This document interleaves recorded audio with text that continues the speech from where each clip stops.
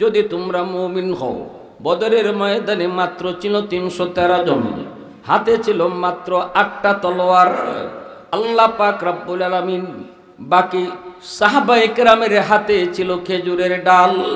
প্রতিটা খেজুরের ডালকেই আল্লাহ পাক তলোয়ার বানায়া দিচ্ছেন। সুবহানাল্লাহ, জোরে কোন।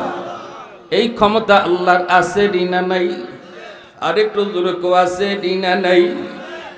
আমার ভাইরা, বন্ধুরা, যুবক, মায়ার নবী, দয়ার নবী মদিনা শরীফে রসুল করিম তিনি এলান দিলেন বদরের যুদ্ধে যাবেন। এলানটা ছড়িয়ে পড়ল। নবীজি কিন্তু ঘরে ঘরে সবাইকে যেতে বলেন নাই। নবীজি উপস্থিত যারা ছিল তাদেরকেই শুধু বললেন। ঘোষণাটা মদিনার মসজিদের পাশেই ছিল খেলার মাঠ।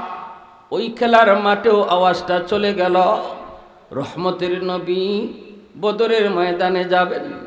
খেলাধুলায় মগ্ন ছিল কিছু বালক, ছোট্ট 2টা বালক, 2 ভাই, আপন ভাই, নাম হলো মুআদ আর মুআওয়াজ। 10 বছর 12 বছরের 2টা বালক। এই 2 ভাইয়ের কানেও আওয়াজটা যায় পৌঁছল।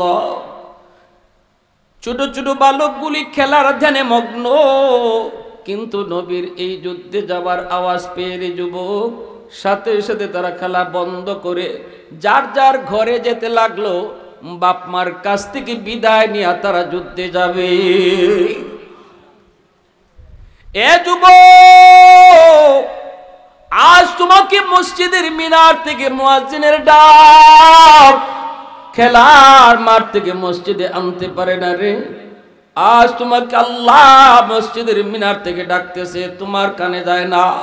বন্ধুর সাথে খেলা তুমি বন্ধ করতে পারো না, তুমি বাজারে চায়ের দোকান থেকে উঠতে পারো না, কিন্তু বলো কিয়ামতের ময়দানে মদিনার ওই ছোট্ট বালকগুলির সামনে যদি আল্লাহ তোমাকে আমাকে দাঁড় করায়, কেমন করে মুখ দেখাইবা? ছোট্ট 2টা ভাই চলে গেল মায়ের কাছে। যাইয়ে দেখতেছে মা, তিনিও কাঁদতেছে। মাকে দেখো, মা গো, মা তুমি কেন কান্দো? ওয়ালা তাহিনু ওয়ালা তাহজানু ওয়া আনতুমুল আ'লাউন ওয়া আনতুমুল আ'লাউনা ইন কুনতুম মুমিনিন। সাদাকাল্লাহু মাওলানাল আযীম ওয়া সাদাকা রাসূলুহুন নাবিয়্যুল কারীম। মহব্বতের সাথে সবাই দুরূদ শরীফ পড়ি। লম্বা বয়ান না, অনেক রাত হয়ে গেছে, একটু ধৈর্যের সাথে বসে। কষ্ট হইতেছে আপনাদের? মনোযোগ আছে সবার? অল্প সময় মহব্বতের সাথে একটু দুরূদ শরীফ পড়ি। সাল্লাল্লাহু আলা সাইয়্যিদিনা ওয়া মাওলানা মুহাম্মদ ওয়া আলা আলিহি ওয়া আসহাবিহি ওয়া সাল্লাম। সাল্লাল্লাহু আলা সাইয়্যিদিনা ওয়া মাওলানা মুহাম্মদ ওয়া আলা আলিহি ওয়া আসহাবিহি ওয়া সাল্লাম। ऐ हबीबे किबरिया तुम पर सलाम। ऐ हमारे दिल रुबा तुम पर सलाम। दिल सदा कहता रहा तुम पर सलाम। ऐ इमामुल अंबिया तुम पर सलाम। मस्जिद अक़सा में जुमला अंबिया, मस्जिद अक़सा में जुमला अंबिया मुक़्तदी थे और विहा तुम मुक़्तदा। मुक़्तदी थे और विहा तुम মুক্তদা ऐ हबीबे किबरिया तुम पर सलाम ऐ इमामुल अंबिया तुम पर सलाम। मोहब्बतेर साथे अल्प समय जिकिर करी, राजी आছি সবাই ইনশাআল্লাহ। লা ইলাহা ইল্লাল্লাহ, সবাই লা ইলাহা ইল্লাল্লাহ, লা ইলাহা ইল্লাল্লাহ।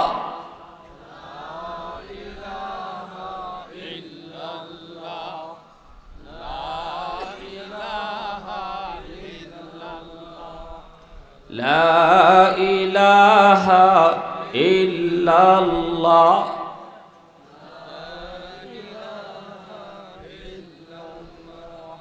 লা ইলাহা ইল্লাল্লাহ,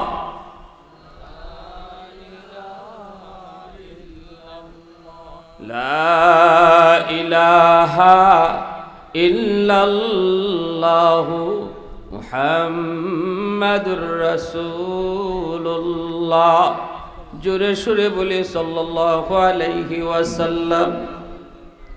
ঐতিহ্যবাহী আখাউড়া উপজেলা ইজি বাইক মালিক শ্রমিকদের উদ্যোগে আয়োজিত আজকের ঐতিহাসিক ইসলামী মহাসম্মেলনের সম্মানিত সদর ইজলাস, সভাপতি মণ্ডলী, উদ্বোধক, প্রধান অতিথি জনাব রুহুল আমিন খান, উপস্থিত জনাব বাবুল মিয়া সাহেব, উপস্থিত আছেন শেখ সাজিদুর রহমান, হুজুর তো আসেন না মনে হয় না, মুফতি মুবারকুল্লাহ সাহেব, আল্লামা মুফতি আসাদুজ্জামান সাহেব, আলহাজ হাফেজ মাওলানা আসাদ আল হাবিব।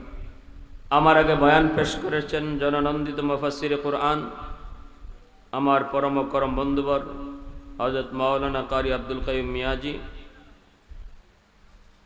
মঞ্চে আসীন জাতির বিবেক উলামায়ে কেরাম, অত্র এলাকার মুরব্বিয়ানে এজাম, কলিজার টুকরো যুবক, পর্দার আড়ালে পর্দানিশীন সম্মানিত মা ও বোনেরা, মুআজ্জাজ হাজিরিন, অত্যন্ত ভারাক্রান্ত হৃদয়ে আপনাদের মাঝে হাজির হয়েছি। শুধু আমি না, গোটা পৃথিবীর সমস্ত মুসলমানের কলিজায় ব্যথা। আমাদের মনে শান্তি নাই, অশান্তির আগুন জ্বলছে। গাজার শিশুর কান্নার আওয়াজ পৃথিবীর প্রতিটা মুসলমানের কানে কানে বাজতেছে। গাজার মাটি মুসলমান শিশুদের রক্তে লাল, লোহিত সাগরের পানি লাল হয়ে যাচ্ছে। প্যারে হাজিরিন, এই অবস্থায় মুসলমান শান্তিতে থাকার কথা না, কারণ সমস্ত মুসলমান ভাই ভাই। মুসলমানের সম্পর্ক রক্তের দ্বারা নয়, মুসলমানের সম্পর্ক তৈরি হয় ঈমানের দ্বারা। রক্তের দ্বারা সম্পর্ক তৈরি হয় না, ঈমানের সম্পর্ক বড় সম্পর্ক। এজন্য আল্লাহ নূহ আলাইহিস সালামকে বলেছিলেন, নূহ, কেনান তোমার সন্তান নয়, কেনান তোমার সন্তান নয়, লাইসা মিন আহলিক, সে তোমার পরিবার নয়। কারণ কেনানের কলিজায় ঈমান ছিল না। অথচ এই কেনান নূহ আলাইহিস সালামের সন্তান, আল্লাহ সন্তান বলতে অস্বীকার করতেছেন, কারণ একটাই, তার ঈমান ছিল না। এর দ্বারা আল্লাহ বুঝাইলেন সন্তানের পরিচয়, বাবার পরিচয়, ভাইয়ের পরিচয়, বন্ধুর পরিচয়, সম্পর্ক মুসলমানের তৈরি হবে ঈমানের দ্বারা। পৃথিবীর যে কোনো এক প্রান্তে যদি কোনো মুসলমান আক্রান্ত হয়, পৃথিবীর অপর প্রান্তের মুসলমান আওয়াজ দিয়ে বলতে হবে, আমি আক্রান্ত হয়েছি। ঠিক কিনা জোরে বলে? গাজার শিশু রক্ত ঝরছে না, বাংলাদেশের প্রতিটা মুসলমানের কলিজার টুকরা সন্তানের রক্ত ঝরতেছে। এই জিনিসটা যদি আমাদের দিলে না আসে, তাহলে আমি নিজের ইমানদার দাবি করতে পারবো না, আল্লাহর নবীর সামনে হাসরের মাঠে মুখ দেখাতে পারবো না। আমার তো মন বলে সৌদি শায়েখরা আমার নবীর সামনে হাসরের মাঠে মুখ দেখাতে পারবে না, কারণ গাজার শিশুরা ওই শায়েখদের বিরুদ্ধে, ওই আরবের রাজা বাদশাগুলির বিরুদ্ধে আমার রসুলের সামনে মামলা দেবে। আমার মায়ার নবীর সামনে যদি গাজার শিশুরা মামলা দেয়, কোন রাজা বাদশাহ বাঁচার সুযোগ আছে? কেউ বাঁচতে পারবে না। যাদের সুযোগ ছিল তাদের পাশে দাঁড়ানোর, সাহায্য করার, সহযোগিতা করার, একটা আওয়াজ দিয়েও যদি সমর্থন করত, তাও করে নেই। আজ আরবের রাজাগুলি যদি এতটুকু বলতো, আরবের রাজা বাদশাগুলি এতটুকু বলতো যে আমরা আমেরিকা ইসরায়েলকে তেল দেওয়া বন্ধ করে দিব, মুহূর্তের ভিতরে ওরা সোজা হয়ে যেত। এক আওয়াজে সোজা। অস্ত্র দেওয়া যুদ্ধ লাগে না, শুধু তেল বিক্রি করা বন্ধ করে দিব, এই আওয়াজটা উঠাইলে আমেরিকা না আমেরিকার বাপও সোজা হয়ে যেত। কিন্তু না, তাও তারা করে নাই। কি জবাব দিবা? রেডি থাকো, জবাব দিবা। শিশুরা, গাজার শিশুদের ওই দিনে তো ফেসবুকে দেখলাম, শিশুরা কান্না করে করে বলতেছে, কয় আমি আমার নবীর কাছে বিচার দিব। বাচ্চাটা কাঁদতেছে আর কয় আমি আমার রসুলের কাছে বিচার দিব। প্যারে হাজরিন, এজন্য এই মুহূর্তে কি বলবো? আমারই তো হৃদয় অশান্তি, আপনাদেরকে কিসের শান্তির বাণী শোনাবো? শুধু এতটুকু বলে যাই, নিরাশ হবেন না। আল্লাহ রাব্বুল আলামিনের ওয়াদা, ঈমান ওয়ালাদেরকে আল্লাহ সাহায্য করবেই করবে ইনশাআল্লাহ। আল্লাহ তার ওয়াদা কখনো ভাঙেন না। আমরা ওয়াদা ভাঙতে পারি, কিন্তু আল্লাহ কখনো ওয়াদা ভাঙে না। আল্লাহ সাহায্য করবেই করবে। অতীতেও করেছে, জুলুমও হয়েছে পৃথিবীতে। শুধু এই নেতানিয়াহুর জুলুম নয়, ট্রাম্পের জুলুম নয়, এই জমিনে ফেরাউনের মতো জুলুমও হয়েছে। এই জমিনে ফেরাউন জুলুম করেছে, নমরুদ জুলুম করেছে, বুখতানসর জুলুম করেছে, ইউসুফ জুনাওয়াত জুলুম করেছে। আল্লাহ তাদের জুলুমের কথা কোরআনে উল্লেখ করে আমাদেরকে শোনাইছেন আর সান্ত্বনা দিয়েছেন, ও দুনিয়ার মুসলমান, তোমাদের উপরে যা জুলুম হচ্ছে এটা নতুন নয়, ঈমান আনার কারণে এমন জুলুম অতীতেও হয়েছে। তবে শুনো, নিরাশ হয় না।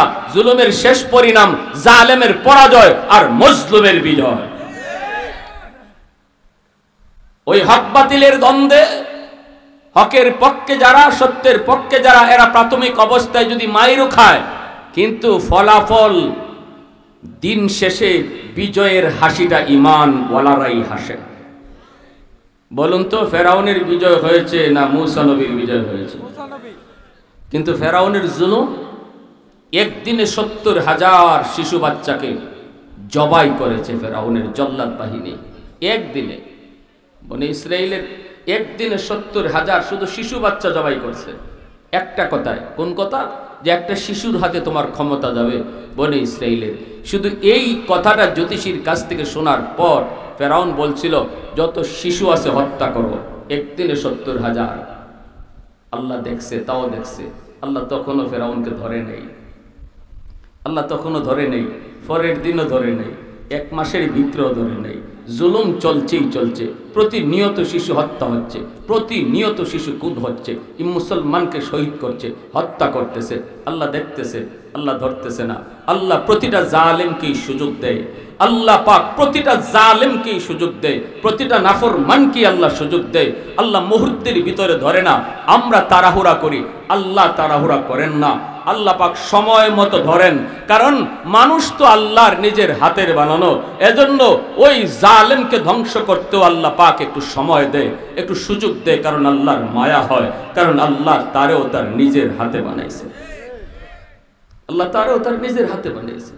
ট্রাম্পের জন্য আল্লাহ পাক জান্নাত বানাইছে, নেতানিয়াহুর জন্য আল্লাহ জান্নাত বানাইছিল, কিন্তু ওরা ওদের জান্নাতে যেতে পারবে না। কোন মানুষ আল্লাহ এমন বানায় নাই যার জন্য আল্লাহ একটা জান্নাত বানায় নাই। সুবহানাল্লাহ। সে যত বড় জালেম হোক, যত বড় বেঈমান হোক, যত বড় কাফের হোক, তার জন্য আল্লাহ একটা জান্নাত বানায় রাখছে। কিন্তু ওই জালেমগুলি তারা তাদের জান্নাতে যেতে পারবে না। আল্লাহ পাক এজন্য তাদেরকে সুযোগ দেয়। সুযোগ দিতে দিতে আল্লাহ পাক শেষ সময়ে ধরছে। প্রায় 30 থেকে 40 বছর পরে আল্লাহ ফেরাউনকে ধরছে, নীল দরিয়ার পানিতে আল্লাহ চুবায়া মারছে, নমরুদরে আল্লাহ ল্যাংরা মশা দিয়ে আল্লাহ পাক উৎখাত করেছে। এইভাবে প্রতিটা জালেমের শেষ পরিণাম অত্যন্ত নিষ্ঠুরভাবে আল্লাহর হাতে ধরা হয়েছে, আর হকের বিজয় হয়েছে। ঠিক তেমনি আল্লাহ কোরআনের প্রতিটা ইতিহাস আমাদেরকে টানে, প্রতিটা ইতিহাস আল্লাহ আমাদেরকে শোনায়া সূরাতুল বুরুজের ওই সেই ইউসুফ জুন আমাদের জালেমের কাহিনী আল্লাহ আমাদেরকে শোনায়া, ফেরাউন আর মূসা নবীর কাহিনী আমাদেরকে শোনায়া আল্লাহ দুনিয়ার মুসলমান নির্যাতিত নিপীড়িত যারা তাদেরকে সান্ত্বনা দেয়। নিরাশ হয়েও না, নিরাশ হয়েও না। যারা শহীদ হচ্ছে তারা ভাগ্যবান। আমরা যদি আজ বিছানায় মরে যাই জান্নাত পাবো কি পাবো না কোনো গ্যারান্টি নাই, কিন্তু ফিলিস্তিনের শহীদ তারা শহীদ হইতে দেরি, পৃথিবীর যে কোনো প্রান্তের কোনো মুসলিম শহীদ হইতে দেরি, জান্নাত পাইতে দেরি নাই। অতএব যারা আল্লাহর রাস্তায় শহীদ হয়েছে ওরা ভাগ্যবান, ওরা ভাগ্যবান। আর আল্লাহ বলতেছে ওদের জন্য তোমরা আফসোস করো না, আর তোমরা যারা বেঁচে আছো তোমরাও নিরাশ হয় না। দিন শেষে ধরা আমি আল্লাহ রয়েছে, আমি আল্লাহ ধরবো।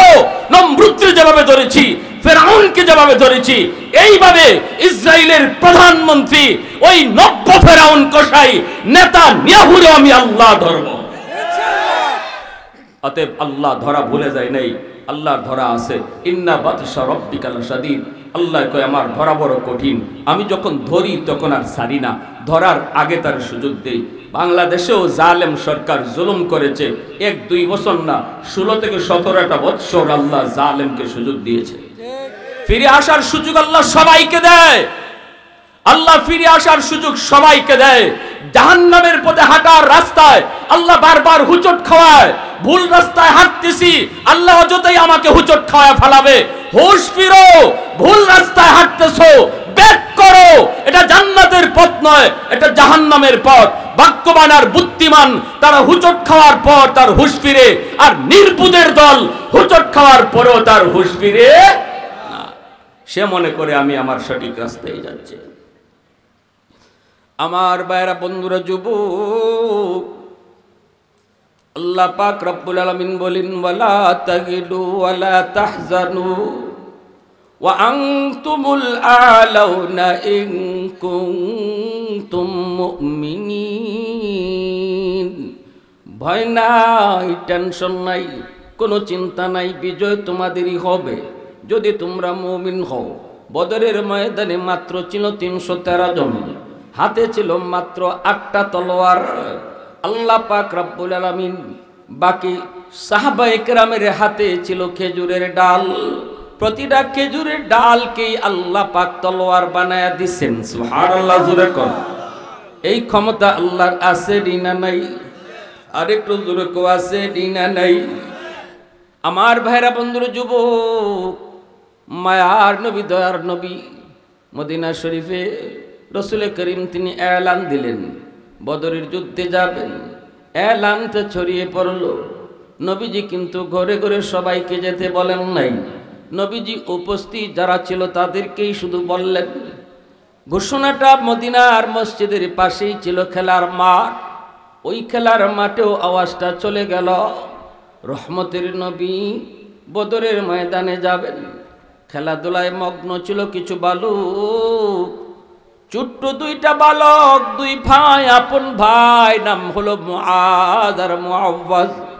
10 বছর 12 বছরের 2টা বালক। এই 2 ভাইয়ের কানেও আওয়াজটা যায় পৌঁছল। ছোট ছোট বালকগুলি খেলার ধ্যানে মগ্ন, কিন্তু নবীর এই যুদ্ধে যাবার আওয়াজ পেয়ে যুবক সাথে সাথে তারা খেলা বন্ধ করে যার যার ঘরে যেতে লাগলো। বাপ মার কাছ থেকে বিদায় নিয়ে তারা যুদ্ধে যাবে।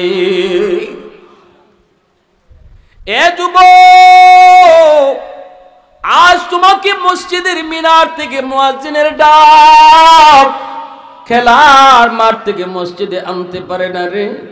আজ তোমাকে আল্লাহ মসজিদের মিনার থেকে ডাকতেছে, তোমার কানে যায় না। বন্ধুর সাথে খেলা তুমি বন্ধ করতে পারো না, তুমি বাজারে চায়ের দোকান থেকে উঠতে পারো না, কিন্তু বলো কিয়ামতের ময়দানে মদিনার ওই ছোট্ট বালকগুলির সামনে যদি আল্লাহ তোমাকে আমাকে দাঁড় করায়, কেমন করে মুখ দেখাইবা? ছোট্ট 2টা ভাই চলে গেল মায়ের কাছে। যাইয়ে দেখতেছে মা, তিনিও কাঁদতেছে। মাকে দেখো, মা গো, মা তুমি কেন কান্দো? মা বলতেছে, বাজান, আমার মায়ার নবী আজকে প্রথম যুদ্ধে যাইতেছেন। প্রতিটা ঘর থেকে যে যেভাবে পারে নবীর সাথে যুদ্ধে যায় রে, কিন্তু আমার ঘর থেকে কেউ যুদ্ধে যাবার নাই। আজ যদি তোমাদের আব্বা দুনিয়ায় জীবিত থাকতেন তাহলে নবীর সাথে তিনিও যুদ্ধে যাইতেন, কিন্তু তোমাদের আব্বা দুনিয়ায় নাই, আমার কোনো বড় ছেলেও নাই, অতএব আমার ঘর থেকে কেউ নাই। ছোট দুই ভাই মাকে জড়ায় ধরে কান্দে আর কই, মা গো, কে বলেছে তোমার ঘর থেকে কেউ নাই? আমরা দুই ভাই খেলার মাঠে ছিলাম, বন্ধুদের কাছ থেকে বিদায় নিয়ে এসেছি মাগর নবীর সাথে যুদ্ধে যাবার জন্য। মা তুমি বিদায় দাও, বিদায় দাও। মা ছোট্ট দুইটা বালককে কুলে তুইলে নিয়ে কপালে চুমু খায়, আদর করে আর কই, বাজান তোমরা ছোট মানুষ, যুদ্ধে যে কি করবা?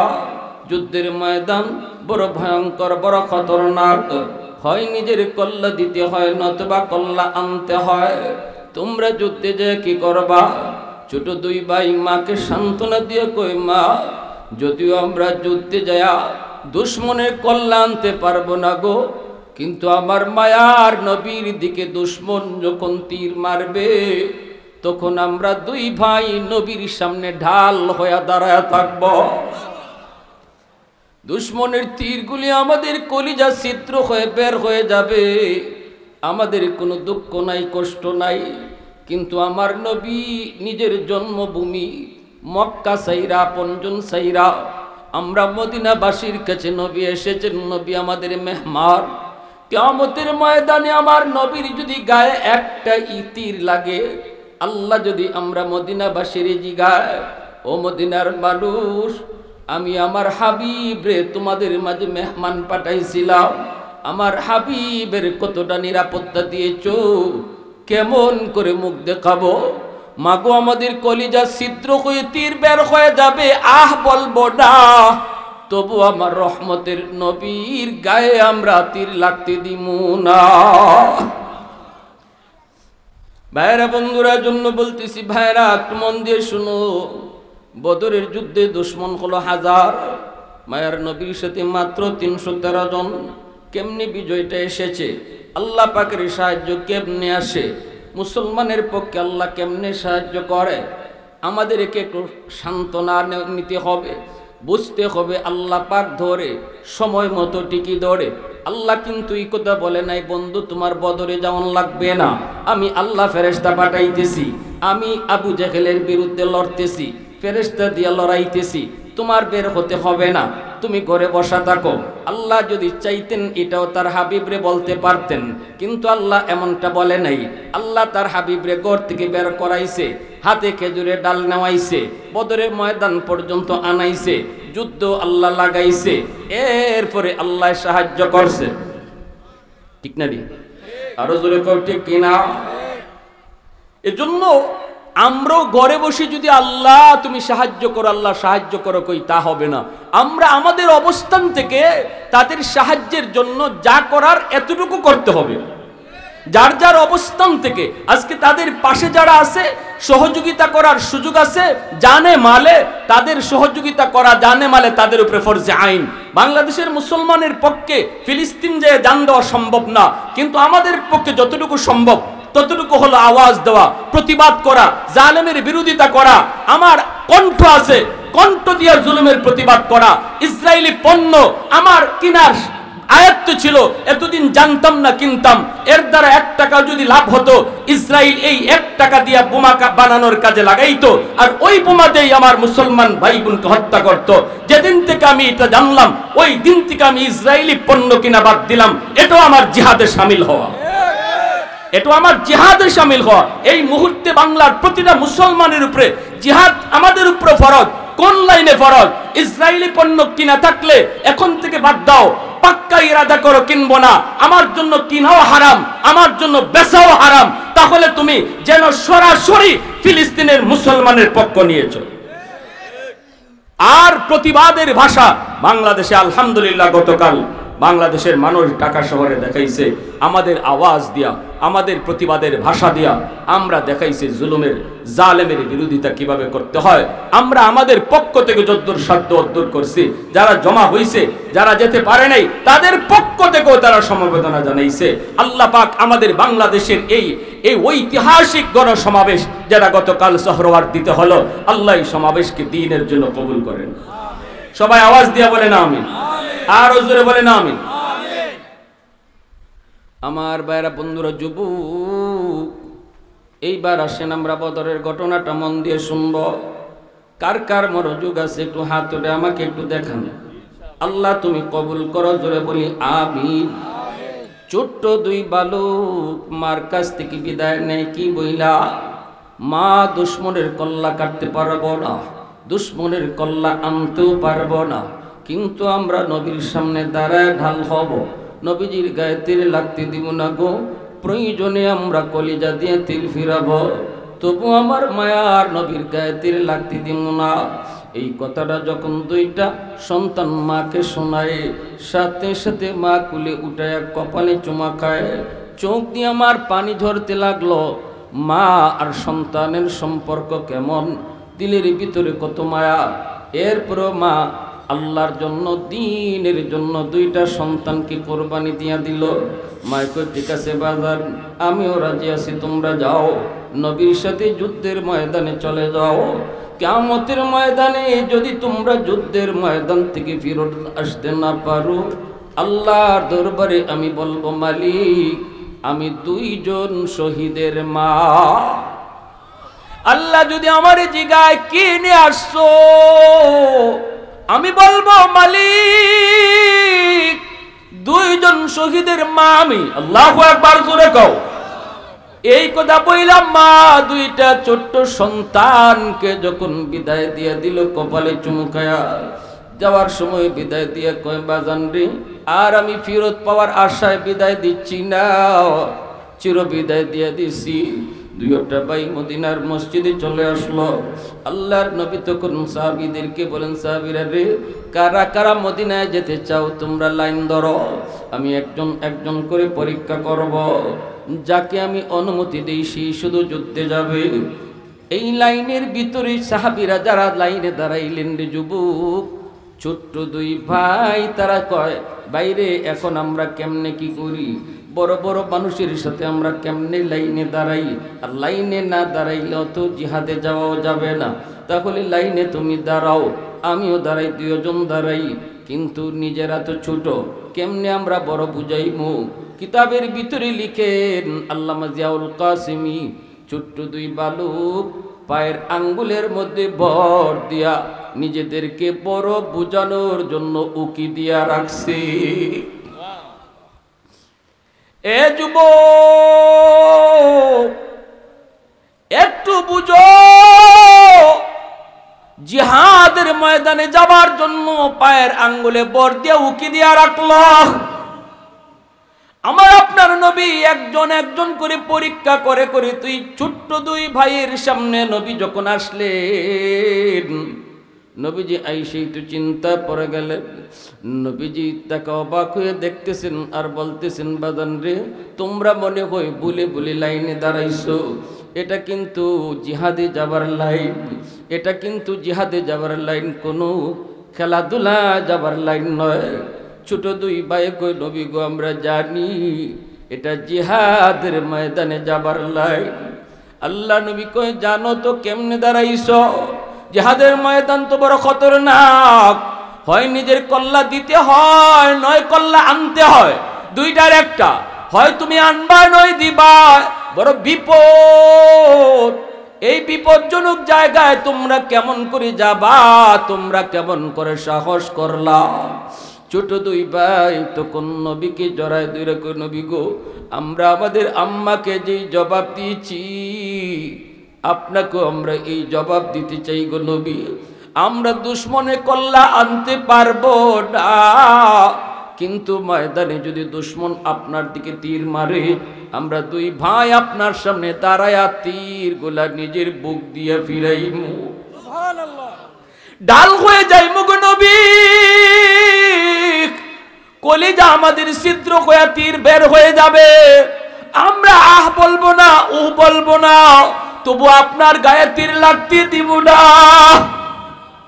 যেই মাত্র আমার নবীর সামনে ছোট্ট দুই ভাই এমন কথা কয়, সাথে সাথে নবীজির চোখ দিয়ে দর দর করে পানি পড়ে।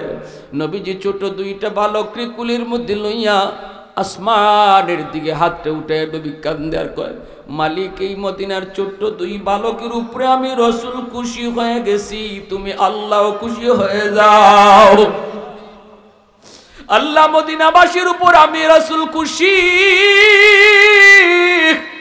তুমি আল্লাহ তাদের উপর খুশি হয়ে যাও।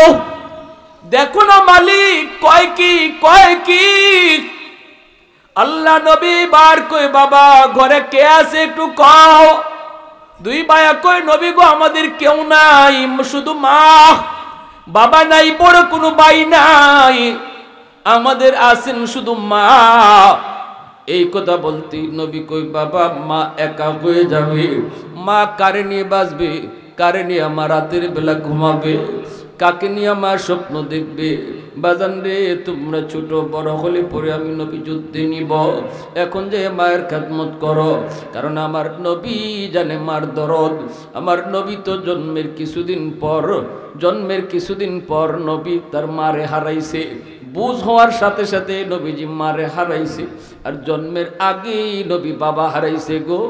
বাবার আদর কেমন, আব্বা ডাকের ভিতরে কত মজা, আমার আপনার নবী তা জানেন না। রহমতের নবী মার নবী কই, যাও, তোমার মার পায়ের নিচে আল্লাহ পাক তোমাদের জান্নাত রেখে দিয়েছে। আল জান্নাতু তাহতা আকদামিল উম্মাহাত, মার খেদমত যা করো। ওই দিন আমি দেখেছি কিছুদিন আগে একটা পত্রিকায় রাশিয়ার একটা বিল্ডিং ধসে পড়েছে। ওই ধসে পড়া বিল্ডিং এর নিচ থেকে প্রায় 21 দিন পর একজন মহিলাকে উদ্ধার করেছে, এক জায়গায় আবদ্ধ ছিল, উদ্ধার করেছে। কার কুলের মধ্যে একটা দুধের বাচ্চা, মা অজ্ঞান, ছেলেটাও অজ্ঞান। এই মা ছেলেকে হাসপাতালের ভিতরে নিয়ে চিকিৎসা করে জ্ঞান ফিরাইছে। এইবার ডাক্তাররা দেখে মার একটা আঙ্গুলের মাথাও নাই রে যুবক, একটা আঙ্গুলের মাথাও নাই মার। ডাক্তাররা জিগায়, মা গো আঙ্গুলের মাথাটা তোমার কি হয়েছে? মহিলা তখন, আমার বুকের দুধ খাইয়া শেষ, এই জায়গায় আবদ্ধ হয়ে আমার বুকের দুধ শুকায় গেছে। আমার বাচ্চাটা দুধের জন্য যখন কান্না করে করে চোখের সামনে জিহ্বাটা বের করে দিছে, আমি মার জিহ্বাটা আগে বের হয়ে গেছে, ওই অবস্থায় আমার বাচ্চার মুখটা শুকায় গেছে। চোখের সামনে দেখতেছি আমার শিশু, আমার কলিজার টুকরা সন্তান, মুখ শুকায় গেল, কলিজা শুকায় গেল, আমার কলিতেই কি মারা যাবে, হিতাহিত জ্ঞান হারিয়ে ফেলেছি। ওই অবস্থায় আমি কি খাওয়াবো? তখন নিজের আঙ্গুলটারে নিজের দাঁতের মধ্যে ফালায়া আঙ্গুলের মাথাটা আমি কেটে ফেলেছি, রক্ত বের হয়েছে। ওই রক্তটা আমার সন্তানের মুখে আমি ধরে রাখছি। এরপরের দিন আবার আরেকটা আঙ্গুলের মাথা আমি এভাবে দাঁত দিয়ে কাটছি। ওই আঙ্গুলের মাথা কাটার পর যে রক্ত বের হয়েছে, রক্তটা আমার সন্তানের মুখে ধরে রাখছি।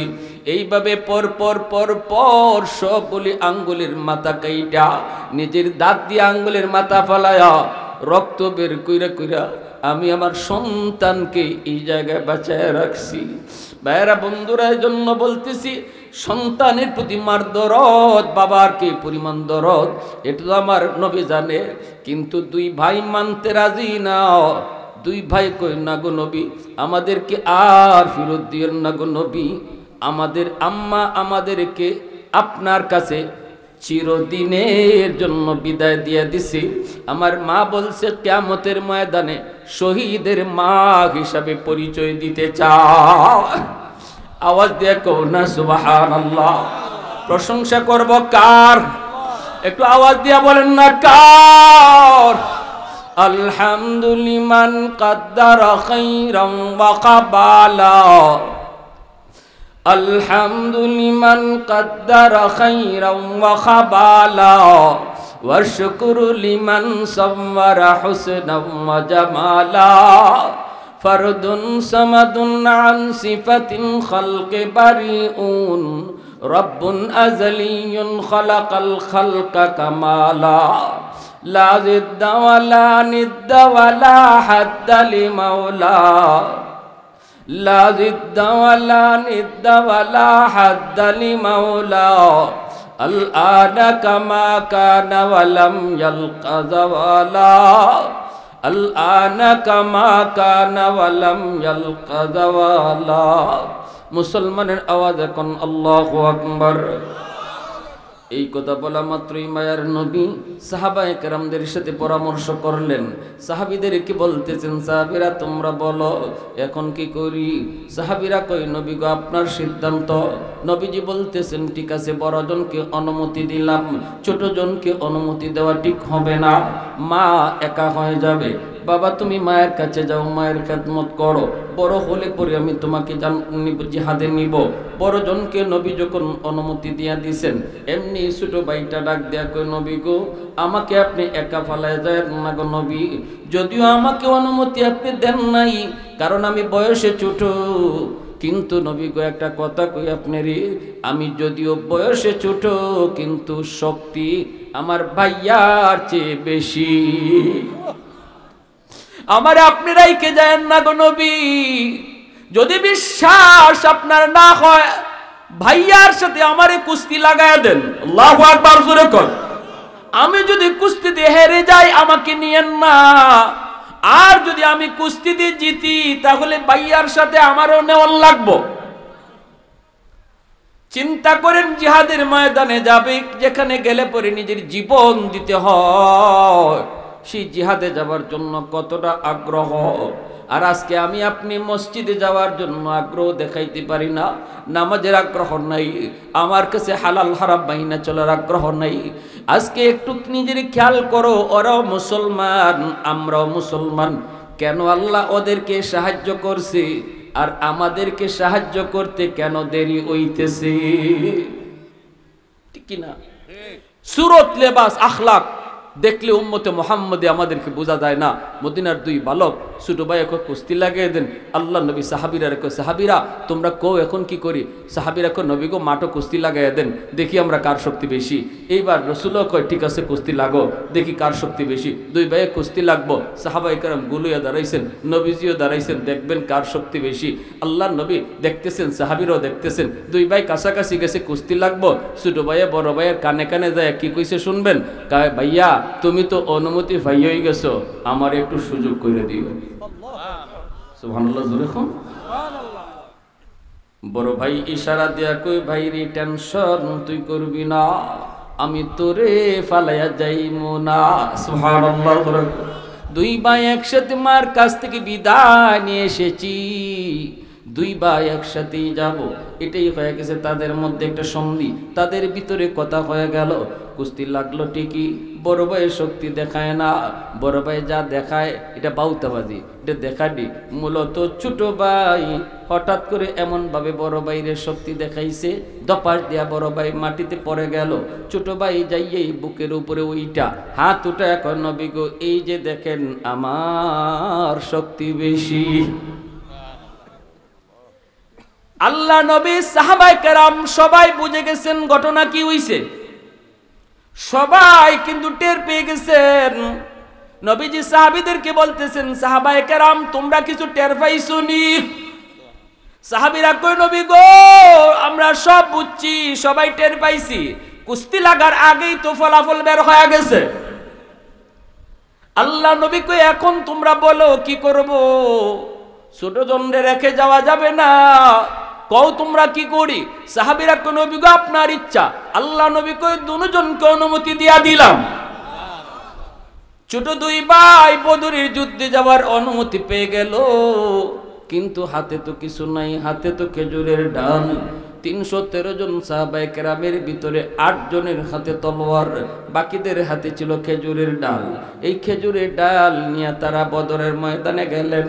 এই বদরের ময়দানে গিয়া দেখেন আবু জাহেল উপরের জায়গা দখল করে নিয়েছে। দুশমনের দল উপরের জায়গা আগেই তারা দখল করে নিয়েছে। উপরে যারা থাকে এরা তো প্লাস পয়েন্ট, এরা যুদ্ধের পজিশনে থাকে, এদের যুদ্ধের পরিস্থিতি অনুকূলে থাকে। উপর থেকে নিচে মারতে সহজ, নিচ থেকে উপরে মারা কঠিন।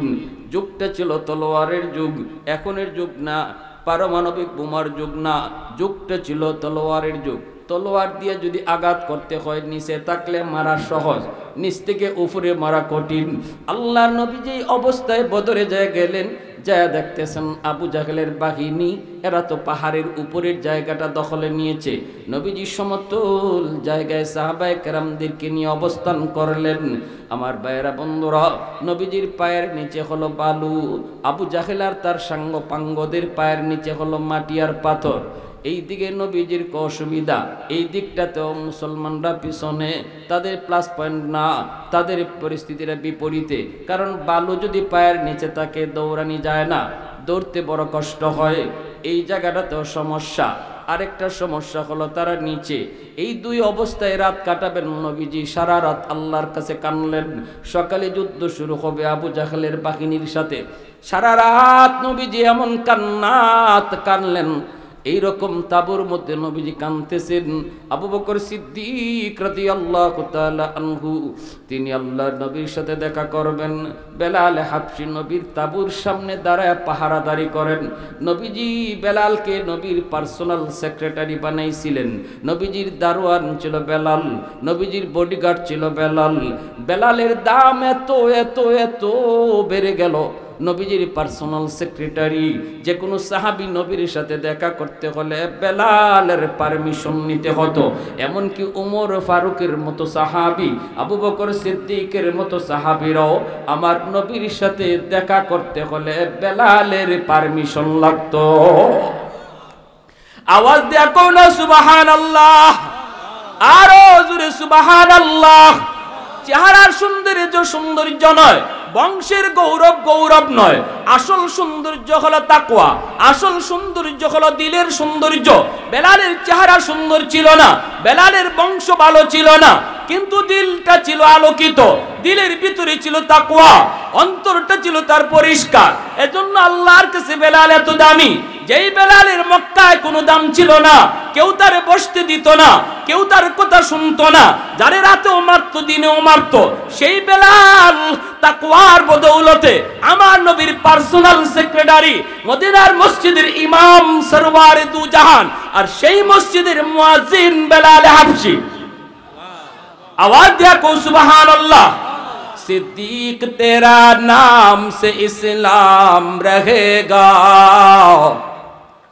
सिद्दीक तेरा नाम से इस्लाम रहेगा, दुनिया की सदाकत में तेरा नाम रहेगा, फारूक तेरा नाम से इस्लाम रहेगा, दुनिया की अदालत में तेरा नाम रहेगा, उस्मान तेरा नाम से इस्लाम रहेगा, दुनिया की सखावत में तेरा नाम रहेगा, हैदार तेरा नाम से इस्लाम रहेगा, दुनिया की शजाअत में तेरा नाम रहेगा, मुआविया तेरा नाम से इस्लाम रहेगा, दुनिया की सियासत में तेरा नाम रहेगा, दुनिया की सियासत में तेरा नाम रहेगा।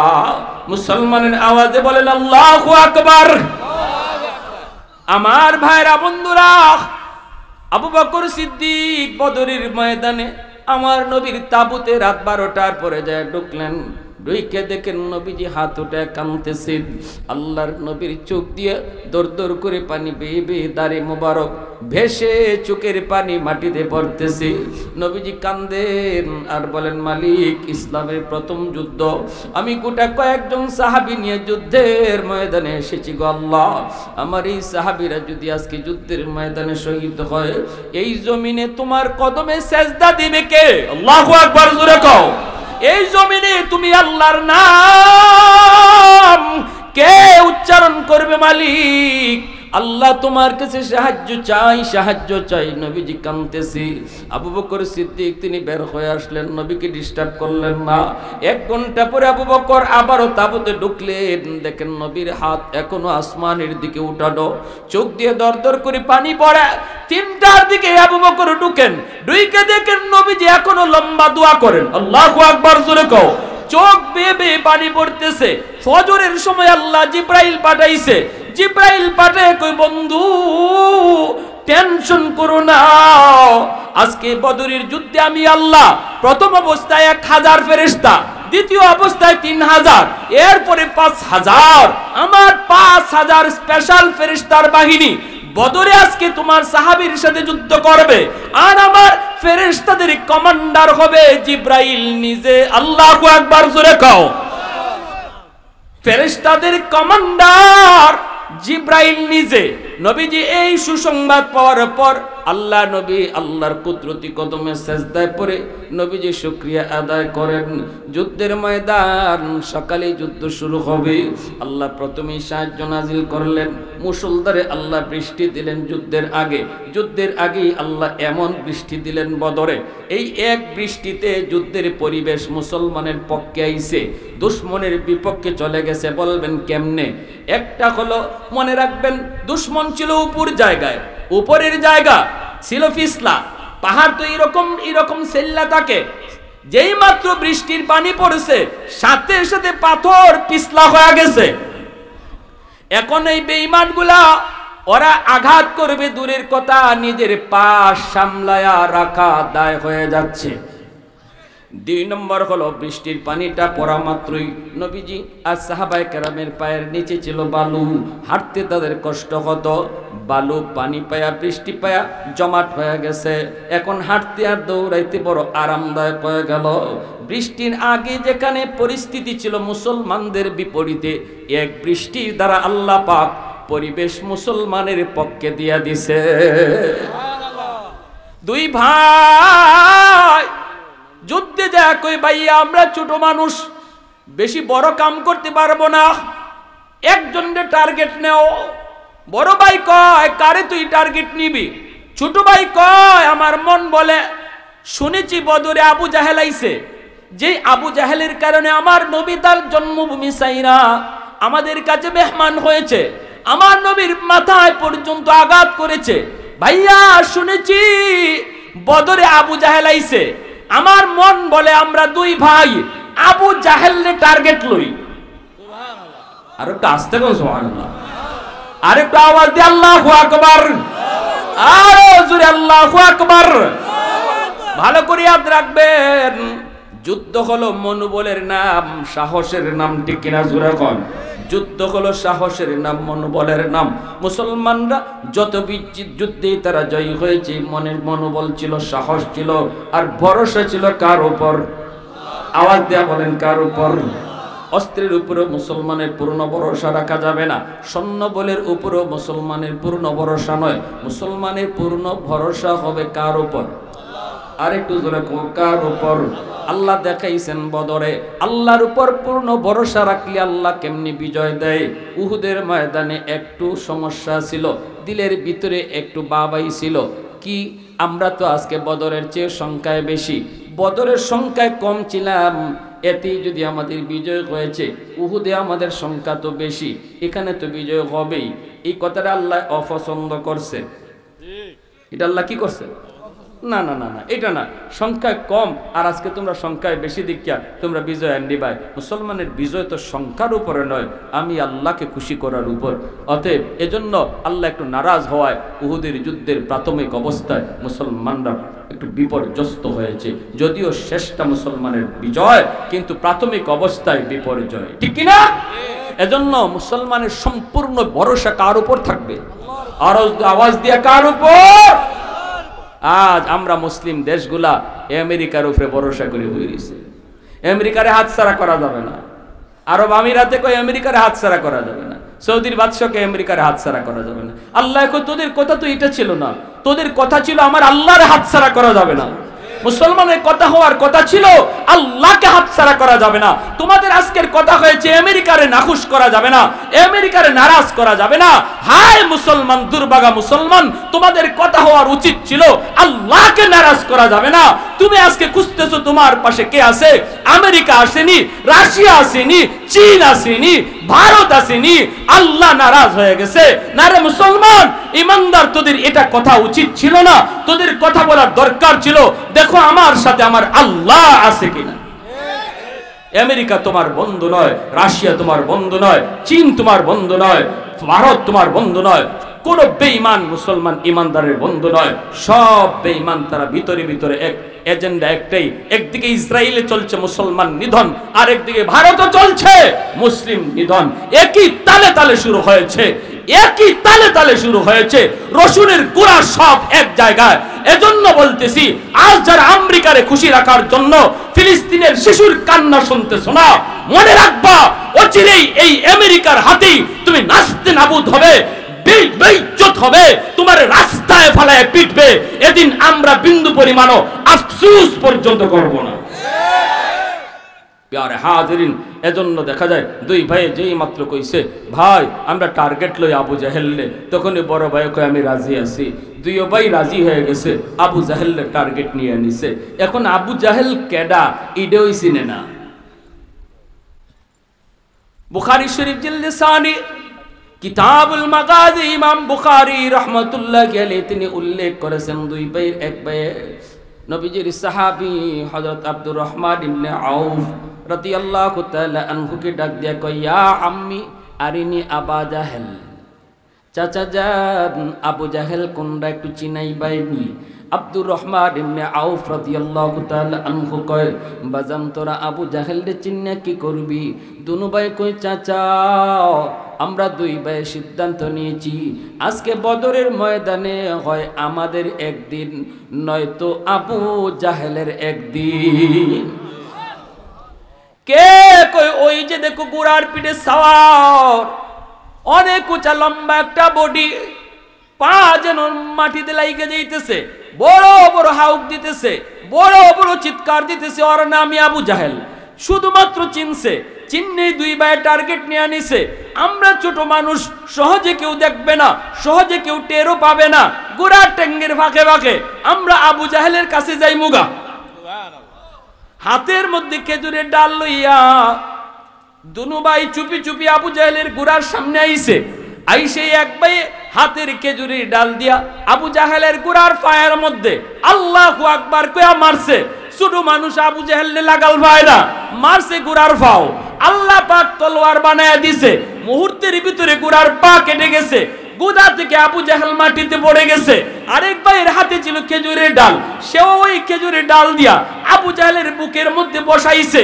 আল্লাহু আকবার কইয়া বসাইতে দেরি, খেজুরের ডালকে আল্লাহ পাক তলোয়ার বানাইতে দেরি হলো না। ওই ক্ষমতা আল্লাহর আছে না নাই? আল্লাহ পাক যদি খুশি থাকে যুবক, খেজুরের ডালকে আল্লাহ তলোয়ার বানায় দিবে। আল্লাহ যদি তোমার উপর খুশি থাকে, আমেরিকার পারমাণবিক বোমা, আল্লাহ যদি তোমার আমার উপর খুশি থাকে, আমি পাথরের টাকা নিয়ে ঢিল দিব। আমেরিকার অ্যাটম বোমার বিপরীতে আল্লাহ আমার পাথরের টুকরারে ফাটাইয়া দিব। ঠিক না নি? আবাবেলের মুখ থেকে যে ছোট ছোট পাথর পড়ছিল, এরম ছোট ছোট পাথর দিয়া মানুষ মারে কেমনে? টুটের মধ্যে ছোট্ট পাথরের কোনা, আর ফার দুই ফার মাঝে এই কি দিয়া নখ দিয়া ছোট ছোট দুইটা কোনা দইরা লইছে, মুখে একটা আর দুই ফাও দুইটা, তিনটা বোমা লই আইছে। আমরা দেখতেছি পাথর, কিন্তু আল্লাহ জানে এটা অ্যাটম বোম, ঠিক কিনা? এই ছোট পাথররা আল্লাহ বোমা বানিয়ে দিছে। ওই আব্রাহার হস্তি বাহিনীর মাথাত যার ফরছে, এই মাথাত ফইরা মাথা দিয়ে ঢুকিয়া বডির ভিতরে যেটা আসিল নারী বুড়ি সব লইয়া পায়খানা রাস্তা দিয়ে বাইরিয়া আবার মাটির ভিতরে গেছি। সুবহানাল্লাহ, জোরে কোন এই শক্তিটা দিছে কে? আরো জোরে। এজন্য আল্লাহ শুধু বান্দা, এজন্য বলতেছি তোরা আগে ঠিক হয়ে যা। ইন কুনতুম মুমিনিন, শুধু আমি আল্লাহরে খুশি কর, খাঁটি মুমিন হয়ে যা। দেখ দেখ আমি আল্লাহ কি করতে পারি। আল্লাহ পাক রব্বুল আলামিন ওই ছোট দুই ভাই যে মাত্র এক ভাই বুকের মধ্যে এরকম তলোয়ার বসাইছে, ওই যে খেজুরের ডাল বসাইছে, আল্লাহ তলোয়ার বানিয়ে দিছে। আবু জাহেল খতম, আবু জাহেলের জান এখনো আছে। ওই অবস্থা আবু জাহেলের ছেলে হযরত ইকরামা রাদিয়াল্লাহু তাআলা আনহু, যিনি পরবর্তীতে কালেমা পড়ে মুসলমান হয়েছেন, হাদিসের বহুত বড় রাবিও হয়েছেন। বদরের যুদ্ধে আবু জাহেলের পক্ষে ছিলেন। আবু জাহেল মানে বাপের পক্ষে ছিলেন, কারণ বদরের যুদ্ধটা এমন এক যুদ্ধ ছিল, যেই যুদ্ধ ছিল বাপ বেটার যুদ্ধ, যেই যুদ্ধ ছিল আপন ভাই ভাইয়ের যুদ্ধ, যেই যুদ্ধ ছিল চাচাবাতিজার যুদ্ধ। বদরের যুদ্ধ ছিল এমন এক যুদ্ধ, যেই যুদ্ধের মধ্যে আমার নবী একদিকে, আমার নবীর আপন চাচা হযরত আব্বাস রাদিয়াল্লাহু তাআলা আনহু, ইনি আবু জাহেলের পক্ষে। বদরের যুদ্ধ ছিল এমন যুদ্ধ, আমার নবীর পক্ষে আবু বকর সিদ্দিক আল্লাহর নবীর পক্ষে, আর আবু জাহেলের পক্ষে ছিলেন আবু বকর সিদ্দিকের কলিজার টুকরা সন্তান, তিনি আবু জাহেলের পক্ষে। বদরের যুদ্ধ ছিল এমন যুদ্ধ, ইসলামের মুসলমানদের পক্ষের ইসলামের পতাকা যার হাতে ছিল তিনি ছিলেন, আর কাফের বেদিন বেঈমানদের পক্ষে পতাকা যার হাতে ছিল, এই দুইজন ছিল আপন মার পেটের ভাই। আল্লাহু আকবার, বুঝতে পারছেন? এমন এক যুদ্ধ ছিল। পরবর্তীতে যদিও অনেকেই কালেমা পড়ে মুসলমান হয়েছেন, যেমন রসুলের চাচা হযরত আব্বাস রাদিয়াল্লাহু তাআলা কালেমা পড়ে মুসলমান হয়েছেন, আবু জাহেলের ছেলে ইকরামা কালেমা পড়ে মুসলমান হয়েছেন, এরকম অনেকেই পড়ে মুসলমান হয়েছেন। তো এই ইকরামা ইনি অনেক বড় বীর বাহাদুর। খালিদ বিন ওয়ালিদ রাদিয়াল্লাহু তাআলার বন্ধু ইকরামা, দুজন ছিলেন বীর বাহাদুর, অত্যন্ত বীর বাহাদুর। ইকরামা দূর থেকে দেখছে বাফরি মারি লিতেছে দুই ছোট বাচ্চায়, দৌড়ে আসছেন ঘোড়ার উপরে সরিয়া, এই এক ভাইরে তলোয়ার মারছেন। মুয়াজের হাতটা কেটে গেছে, এক হাতটা এমন ভাবে কাটছে অল্প একটু চামড়া লেগে আছে, হাতটা ঝুলতেছে। সাহাবীরা দৌড়ে আসছেন, সাহাবীরা আসতেছেন দেখে ইকরামা আবার ভাগছেন, ইনি চলে গেছেন। সাথে সাথে মুয়াজকে হাতে তোলা হলো, মুয়াজকে কুলে উঠাইছেন, একটা হাত ঝুলতেছে, হাতটা এবার ঝুলে লড়াইতে পারেন না। হযরত মুয়াজ পায়ের তলে হাতটা রাইকা টান দিয়ে ছিঁড়তেছে, আর কয় হাতরে তোর জন্য হাঁটতে কষ্ট হয়, আমি ছিঁড়ে ফেলে দিলাম, কিয়ামতের ময়দানে জান্নাতে আল্লাহ তোর সাথে আমার সাক্ষাৎ করাবে। সুবহানাল্লাহ। এরপরে দেখা যায় ওই রকম হযরত আব্দুল্লাহ ইবনে মাসউদ রাদিয়াল্লাহু তাআলা আনহু আবু জাহেলের উপরে এসে বলতেছে, সারা জীবন তো খুব বাহাদুরি করছিলি, তোরে মারছে কেডায় জানোস? আমাদের মতো কোনো বড় মানুষ না, ওই যে ছোট্ট দুইটা বালক দাঁড়ায় আছে, ওদের হাতে আল্লাহ তোরে খতম করছে। আবু জাহেল কয়, তুই এখন কি করবি? আব্দুল্লাহ ইবনে মাসউদ কইল, আমি তোর কল্লা আলোক করমু, এরা তোরে খতম করছে, আমি কল্লা কাটমু, এই কল্লা আমার রসুলের কাছে নিয়ে যাইমু। আবু জাহেল মাটিত ফুইরেই কয়, কল্লাটা গুরিত লাগায়া কাটিস, দেখতে যেন বড় দেখা যায়, কারণ আমি লিডার আসলাম। মরবার সময় অহংকার যায় না, ঠিক না নি? অহংকার এত বড় রূপ, অহংকার এত খারাপ রূপ, এটা সহজে ভিতর থেকে যায় না। আল্লাহ আমাদের সবাইকে অহংকার মুক্ত করুন, সবাই বলেন আমিন। কখনো না, কোন সময় অন্তর অহংকার আনবেন না। আল্লাহ আমাকে সম্পদ দিছে, আল্লাহ আমার শিল্পপতি বানাইছে, আল্লাহ আমার ইজ্জত দিছে, আল্লাহ আমার ইজ্জতের চেয়ারে বসাইছে। যখনই আপনার ভিতরে অহংকার আসবে যে আমি হইছি, আমি আইছি, আমি এখানে উঠছি, তখনই আল্লাহ তোমার নামাইতে বেশি দেরি লাগতো না, ঠিক কিনা? মান তাওয়াদা লিল্লাহ রাফাহুল্লাহ। আর যদি এটা বলে না আমার আল্লাহ আমারে তুলছে, আল্লাহ আমারে নামাইও দিতে পারে, আল্লাহ তোমারে দিন দিন খালি উফরেই তুলবে, ঠিক না নি ভাই?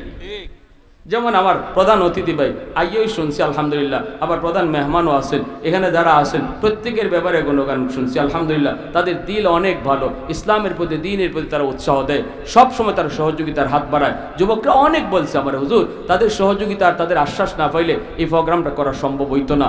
এজন্য বেলজিয়াম বাইরেও ইনিও আমি আন্তরিক মোবারকবাদ জানাই, এবং প্রধান মেহমানও মোবারকবাদ জানাই, এখানে যারা অতিথি আছেন মোবারকবাদ জানাই। তাদের যদি আজকে কিছু শর্টও থাকে এটা আপনারা খেয়াল রাখবেন, তাদের যেন আগ্রহ দিন দিন বাড়ে, ভবিষ্যতে যেন তারা আরো ভালো সুন্দর যুবক, তাদের আমাদের সমাজের আইডল। আজকে যদি মাহফিল করার সুযোগ তারা না পায়, আগামীকাল এখানে মমতাজকে আইনা গান গাওয়াবে, ঠিক কিনা জোরে বলেন? যুবকরা কোনো না কোনো এক কাজ করবেই, কারণ এটা তাদের যৌবনকাল পাগলা ঘোড়ার মতো, পাগলা ঘোড়াকে আটকানো যায় না, দৌড় সে দিবেই। মুরব্বীদের দায়িত্ব, সমাজের অভিভাবকদের দায়িত্ব, কোন দিকে দৌড় দিবে যুবকরা, এটা দিক দেখায় দেওয়া। যদি আমরা এই দিক দেখানোর ক্ষেত্রে নীরবতা পালন করি, তাহলে তারা ভুল রাস্তায় দৌড় দিবে, তারা গানের দিকে দৌড় দিবে। আর যদি আমরা তাদের পাশে থাকি, তাহলে তারা না অন্যায় খারাপ কাজের দিকে আমার পাগলা ঘোড়া দৌড় দিবে না, ভালো কাজের দিকে দৌড় দিবে। ঠিক কিনা জোরে বলে? এজন্য যেই সমাজের যুবকরা গান বাজনা গাওয়ায়, এই সমাজের যুবকরা খালি দায়ী না, এই সমাজের মুরব্বীরা আল্লাহর কাছে সবার আগে দায়ী থাকবে। এই সমাজের গার্ডিয়ান, মেম্বার, চেয়ারম্যানরা এরকম ভাবে সমাজপতিরা তারা আল্লাহর কাছে সবার আগে দায়ী থাকবে। রব্বানা আতিহিম দিফাইনি মিনাল আযাব ওয়ালআনহুম লানান কাবীরা। আল্লাহ কেন এরা আমাকে ভালো পথে ডাকে নাই, আল্লাহ আমাকে কেন কাজে সাপোর্ট করে নাই? আমার বাপরে ডাকো, আমার দাদারে ডাকো, আমার চাচারে ডাকো, আমার মেম্বারে ডাকো, আমার চেয়ারম্যানকে ডাকো। আমি তো যুবক, আমার তো দৌড় দেওয়ারই অভ্যাস, আমি দৌড় দিয়েছি, কিন্তু ওরা কোন দিকে দৌড় দিব ওরা আমাকে বলল না কেন? এই কথাটা যুবকরা আল্লাহর কাছে নালিশ দিবে। এজন্য যুবকদেরকে ভালো কাজে রাখা এটা সমাজের মুরব্বীদের দায়িত্ব। আগামী বছর যুবকরা আরো সুন্দর প্রোগ্রাম করতো, সিদ্দিকী সাহেবরা আন্না করতো। কারা কারা আছে একটু হাত তুলে আল্লাহরে দেখান। আল্লাহ তুমি কবুল করো, জোরে বলেন আমিন, আরো জোরে বলেন আমিন। এই বছর আচ্ছা এটা দেখা যাবে ইনশাআল্লাহ। এজন্য আগামী বছর ইনশাআল্লাহ যা ব্যয় আসে ব্যয় হবে। আর এই বছর যে ঘাটতিটা আছে, এটাও আমার বেলজিয়াম বাইরে আমি বলবো ইনি এই জিনিসটা একটু খোঁজ রাখার জন্য। ভাই রাজি আছে না ইনশাআল্লাহ? আলহামদুলিল্লাহ, সবাই বলেন আমিন, আরো জোরে বলেন আমিন। ভাইয়েরা বন্ধুরা, শেষ দিকে চলে আসছে আমার আলোচনার। আল্লাহ পাক রব্বুল আলামিন বদরে 3000 না 5000 ফেরেশতা আল্লাহ পাঠাইছে। এজন্যই নবীর চাচা হযরত আব্বাস রাদিয়াল্লাহু তাআলা বন্দী হইছেন। রসুল কইতেছেন, চাচা আপনারে কেমনে বন্দি করলো? আপনি নো আমার চাচা, আপনি যে কি জাত বীর বাহাদুর এটা তো আমি জানি, এরা আপনারে বন্দি করলো কি কইরা? হযরত আব্বাস রাদিয়াল্লাহু তাআলা কইছে, ভাতিজা তোমার সাহাবীর আমারে বন্দি করছে না, আমারে বন্দি কেডায় করছে? কইতাম নি। রসুল এখন কেডায়? কয় একটু আগে যে তোমার পাশে একজন মানুষ দেখছিলাম, ইনি এখন কোথায়? রসুল কয়, চাচা ইনি তো জিব্রাইল ছিলেন, চলে গেছেন। হযরত নবীর চাচা আব্বাস বলে, ইনি আমারে গ্রেফতার করে নিয়ে আসছে। সুবহানাল্লাহ জোরে বলেন। বন্দি 70 জন লিডার, তারা কয় কি মারমু মুসলমান রে? যেই মাত্র খালি তীরটা মারতে যাই, তখন এদিকে আসমান থেকে ঘোড়ার উপরে সোয়ার হইয়া সাদা পোশাকে আমার সামনে নামমেই কয় মার সাহস হইলে। আমি খালি তলোয়ার চালাইমু মুসলমানের ফিটো, দেখি আমার ফিটো কে আগে ধরে রাখছে, কয় খালি লড়বে তে শেষ। এইভাবে আমারে বন্দি করে নিয়ে আসছে। তোমরা তো দেখো নাই, আমি দেখেছি। বন্দিরা কয় তোমরা তো দেখো নাই, আমরা দেখেছি। ওই বাহিনী কারা ছিল? ওই বাহিনীর হাতে আমরা সবাই ধরা খেয়ে গেছি। আল্লাহ রাসূল সাল্লাল্লাহু আলাইহি ওয়াসাল্লাম বলেন, বদরের 5000 ফেরেশতার একজনও আল্লাহ আকাশে উঠায় নিছে না, আর ফিরত নেয় নাই। জমিনে যাদেরকে নামাই আল্লাহ যুদ্ধ করাইছে, একজনও আল্লাহ আকাশে উঠায় নেয় নাই, জমিনে রেখে দিয়েছে। কিয়ামত পর্যন্ত বদরি ওই ফেরেশতার বাহিনী যারা যুদ্ধ করেছিলেন, যুদ্ধাবাজ ফেরেশতার বাহিনী জমিনেই থাকবে। আল্লাহর ওয়াদা, পৃথিবীর যেখানে যে প্রান্তে আমি আল্লাহ চাইবো আমার বাহিনী পাঠানোর, বদরি বাহিনীকে পাঠায়া দিব। আমাদের শুধু চাইতে দেরি, আল্লাহর কাছে মঞ্জুর করাইতে আমাদের শুধু একটা সমস্যা, মঞ্জুর করাইতে দেরি, বদরি বাহিনী আসতে দেরি হবে না। আমরা শুধু চোখের পানি জড়ায় বলবো, আল্লাহ গাজায় আর কিছু লাগবে না, শুধু তোমার বদরি বাহিনীটা পাঠায়া দাও, দুশমন একজনও বেঁচে যেতে পারবে না। আমরা শুধু আল্লাহর কাছে চোখের পানি জড়ায় শুধু এই আবদারটা করবো, আল্লাহ ভুল হয়ে গেছে, বহু ভুল করে ফেলেছি, আল্লাহ তওবা করতেছি। আল্লাহ তুমি না তওবাকারীরে পছন্দ করো। ইন্নাল্লাহা ইউহিব্বুল মুতাতাহহিরিন। মুতাতাহহিরিনের মহব্বতের কথা আল্লাহ পরে নিলেন, তাওয়াবিনের মহব্বতের কথা আগে আনলেন। কতটা মহব্বত আল্লাহ তাওয়াবিনকে করেন, তওবাকারী করেন। এজন্য আমরা আজকের এই জায়গায় যারাই বসা, শুধু দিলে দিলে তওবা করতাম, আল্লাহ আর তোমার নারাজ করবো না। যদি আল্লাহ খুশি হয়ে যায়, জানেন না কার তওবার উসিলায় আল্লাহ খুশি হইয়া সাথে সাথে আল্লাহ মঞ্জুর করে ফেলতে পারে। মনে করতে হবে আমার গুনার কারণে, আমার কারণে আটকে রয়েছে। আমি মনে করব আমার কারণে আল্লাহর সাহায্য আটকে রয়েছে। ঠিক কিনা জোরে বলেন? আমি মনে করব আমার কারণে আল্লাহর সাহায্য আটকে রয়েছে। যদি এই কথাটা চিন্তা করে আল্লাহর কাছে কান্দি, আল্লাহ খুশি হয়ে যাবে। আল্লাহ আমাদের সবাইকে তৌফিক দান করুন। সবাই বলি আমিন। ওয়া আখিরু দাওয়ানা।